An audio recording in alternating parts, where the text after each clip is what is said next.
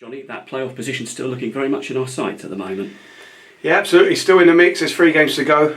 Obviously, we have to win every game, I think, to give ourselves a chance. We know that. I've said that sort of before the last game, really, and we've done that. We won the game. We kept the season alive. Probably got to win the next 3. But at least, it's quite clear in our minds what we need to do. Still reliant on some other things, but what we want to do is just try and take care of what we can control, which is the next game. Can we go to Swindon and win, keep the season going, and let's see what happens elsewhere after that. But obviously we have to focus on our job at hand, and that's going Swindon and winning. Swindon, of course, not going up. They'll be looking to secure their place in terms of for next season, and they'll have one eye on that, so tricky place to go. It's always a difficult place to go. You sort of look at the fixtures this time of year and you think teams down the bottom fighting for their lives, teams at the top still fighting for those playoffs or promotion places, and the teams in between, have they got anything to play for? But there's always something to play for. Every team wants to finish as high as they can. There's players on the pitch that'll be fighting for their futures at a football club or fighting for their futures elsewhere. So there's always something on a game of football, and no one ever wants to lose. So under no illusions that we're going there, and because we can still theoretically make it in, that becomes an easy game. Certainly not, and we won't be approaching it that way. We'll be approaching it with the same mentality and respect that we always show opposition, but we have to go there, and that needs to be seen on the football pitch that we're fighting to try and get in that playoff spot, and that's the aim. That's been the aim before the last game and all week in the build up to this one. One of our best performances, of course, the last time we met, 4-0 victory. Yeah, we played well. We played really well that day, and came away with a win, and a convincing one at that. A lot of football's gone on since then. A lot of things have changed, and no 2 games are the same. Obviously, we're going away from home this time, but we know, I think, performances like that show that when we're bang on it and we're doing the things that we do well, that we're a tough team to play against first and foremost, and that we can be really good going the other way. So it's finding that balance now. I think again we've a clean sheet again last week, which is I think number 16 for the season, so we're right up there as far as that. We've got to find a way of obviously scoring, hopefully scoring more than one, and finding that balance in that without making yourself too open and exposed, and the game gets away from your early doors. So it's a real juggling act for us now, but that's obviously what we've been working on this week. Omar told me last weekend he's got his eye on a certain shirt number. We'll have to wait and see about that, but he must be delighted he's put pen to paper.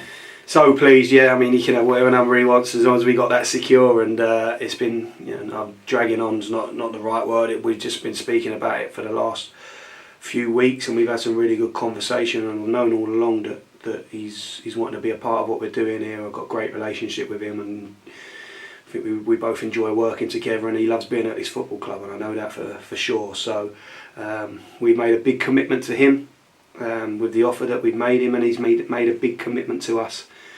Signing the deal and staying with us for 2 years, so we're really pleased to have that one wrapped up. In terms of looking at the team news now, how's Harry Pell doing?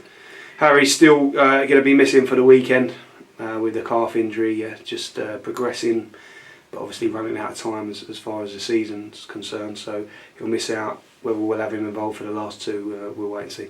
Jack Curry, I suppose, is part of the hazard of the job, so you just crack on with it now, basically.